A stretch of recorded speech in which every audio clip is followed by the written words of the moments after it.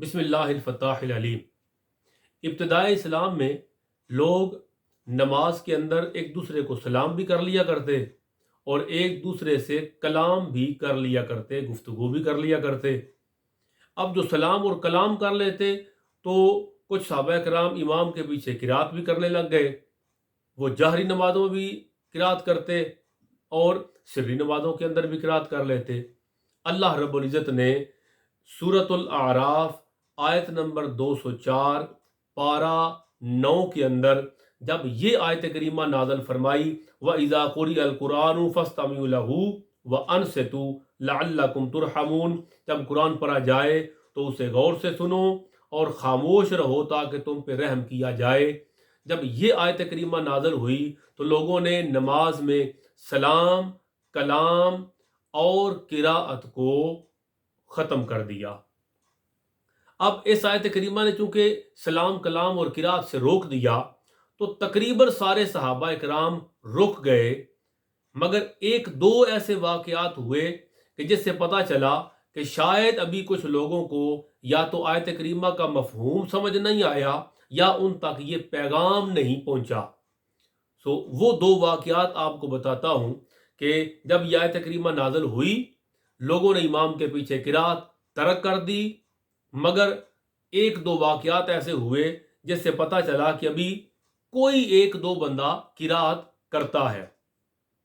پہلی روایت جو ترمذی شریف کے اندر، نسائی شریف کے اندر، ابن ماجہ شریف کے اندر موجود ہے، حضرت ابو ہریرہ اس کے راوی ہیں، کہتے ہیں حضور صلی اللہ تعالی وسلم نے ایک جہری نماز پڑھائی، یعنی مغرب، عشاء، فجر کی، جس میں قرات اونچی آواز سے کرتے ہیں۔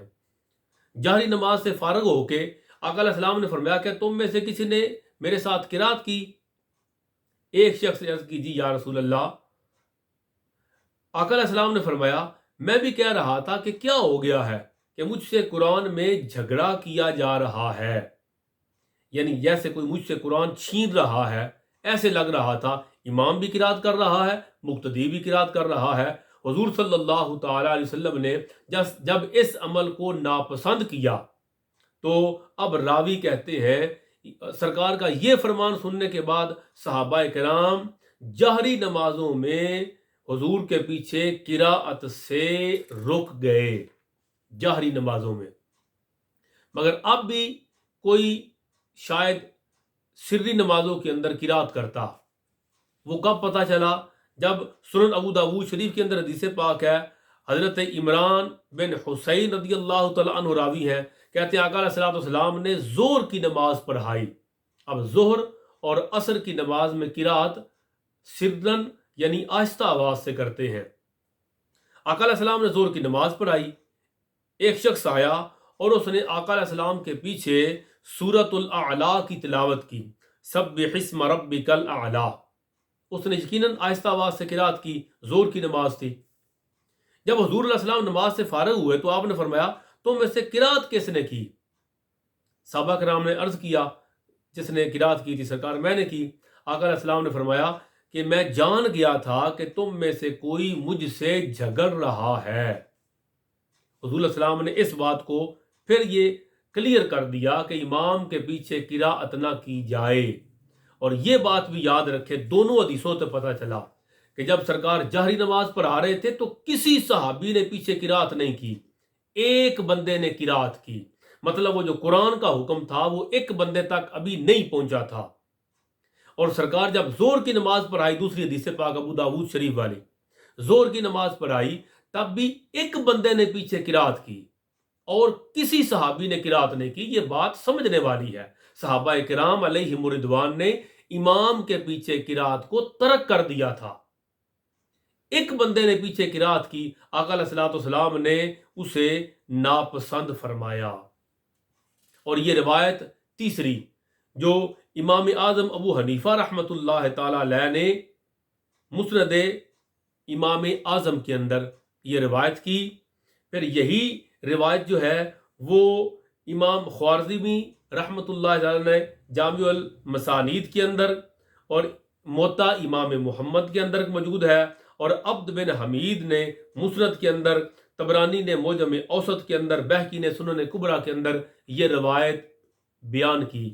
امام اعظم ابو حنیفہ رحمۃ اللہ تعالی علیہ سے کہتے ہیں حضرت جابر بن عبداللہ انصاری رضی اللہ تعالی عنہما، آپ روایت کرتے ہیں کہ قال رسول اللہ صلی اللہ تعالی علیہ وآلہ وسلم من صلی خلف الامام فإن قراءة الامام له قراءة۔